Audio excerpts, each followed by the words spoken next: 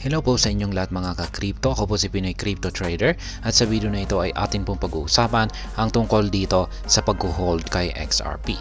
At sabi rito ay narito raw ang pwede po nating kitain sa pag-hold ng 10,000, 50,000, 100,000 or 500,000 na XRP token kung sakaling umakyat po ang presyo ni XRP sa mga presyong $4 hanggang or $9. Yan, $4 at saka $9. At ayan, bago po tayo magpatuloy ay nais ko lamang po munang bigyang linaw ang aking disclaimer kung saan ang nilalaman po ng video na ito ay hindi po ito isang financial advice. For education and information purposes lamang po ang layunin nito. Maliban po dito ay nais ko na rin pong magbigay babala na wala pong kahit anumang group chat ang Pinoy Crypto Trader.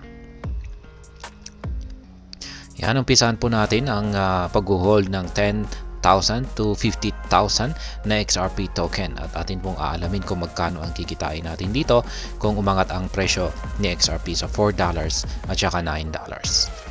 Ngayon ay ang pag-hold po ng 10,000 na XRP ay yan, kung bibili po tayo ngayon ng 10,000 na XRP token ay kakailanganin po natin ng at least $6,221 na puhunan. Base po yan sa kasalukuyang presyo ni XRP na naglalaro po sa 0.6221. Ngayon kung pag sa XRP ay nagawa po nitong akyatin ang presyong $4, ang ating 10,000 na XRP token ay magkakaroon ng halaga na $40,000. Yan, $40,000 po ang kanyang magiging halaga. Ngayon kung pag si XRP naman ay nagawa niyang akyatin ang presyong $9 ay yung ating $10,000 na XRP token ay magkakaroon naman po ng halagang $90,000. Yan, dito naman po tayo sa $50,000. Yan, kung bibili naman po tayo ng 50,000 XRP tokens. Yan, kung bibili naman daw po tayo ngayon ng 50,000 na XRP tokens sa kasalukuyang presyo po nito ngayon na naglalaro sa presyong 0.6221 ay kakailanganin po natin ng puhunan na nasa $31,105. Ngayon, kung pag umangat po ang presyo ni XRP sa $4 ay yung ating $50,000 na nabili, ayan, sa kasalukuyang presyo nito ngayon ay magkakaroon ng halagang $200,000. Kaya yung ating puhunan na $31,105 ay magiging $200,000 na. Ngayon kung pag na-hit naman po nito, kapag na-hit naman po ni XRP ang presyong $9 ay yung 50,000 na XRP token natin ay magkakaroon ng halaga na $450,000. Ayan, almost kalahating milyon na. At ayan, dito naman po tayo sa pag-hold ng 100,000 to 500,000 XRP token. Ayan, mas malaki-laki ito. Sabihin natin ay mas malaki yung ating puhunan. At atin naman pong alamin kung magkano ang pwede natin kitain kung nagawang akyatin ni XRP ang presyong $4 at saka $9. Yan, para makabili ng 100,000 na XRP token ay kakailanganin po natin ng investment or pondo na umaabot po ng $62,210. At yan pong muli ay mabibili natin yung 100,000 na XRP token sa kasalukuyang halaga nito na naglalaro sa 0.6221. Ngayon kung sakaling umakyat po ang presyo ng XRP sa presyong $4 ay yung ating 100,000 na XRP token ay magkakaroon po ng halagang $400,000. Kaya mula po sa puhunan natin na $62,210 ay magiging $400,000. Halos kalahati na po ng 1,000,000. Ngayon kung pag umakyat naman po ang presyo nito sa $9, yan, sabihin natin ay yung target natin ay hindi po $4 kung saan ay mas mataas na nasa $9.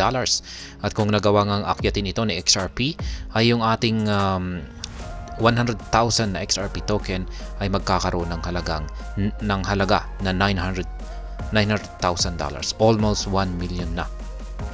Ayan, mula po sa puhunan Kaya mula po sa puhunan natin na $62,210 ay ito ay naging $900,000. Yan, kung sakaling na hit ni XRP ang presyong $9. Yan, dito naman po tayo sa 500,000 na XRP token. Kung bibili po tayo ngayon, ayan, kung bibili po tayo ngayon ng worth 500,000 XRP na token, yan, sa kasalukuyang presyo nito ay kakailanganin po natin ng puhunan na medyo malaki-laki, $311,050. Yan po ang kailangan nating puhunan. Ngayon, kung pagsakaling umakyat po ang presyo ni XRP sa presyong $4, yan, $4 per token, ay yung ating 500,000 na XRP na nabili ay magkakaroon po ng halaga na $2 million na. Ayan, laki po ng